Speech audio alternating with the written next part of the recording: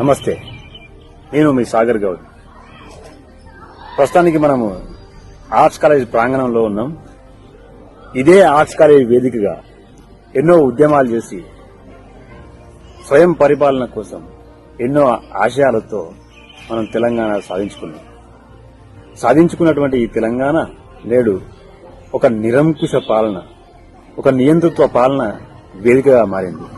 ఒకసారి మీరు చూసినట్టయితే ఇక్కడ హుజరాబాద్ టీఆర్ఎస్ క్యాండిడేట్ ఒక ఫ్లెక్సీ మన ఆర్ట్స్ కాలేజ్ గోడలకు తగిలించింది.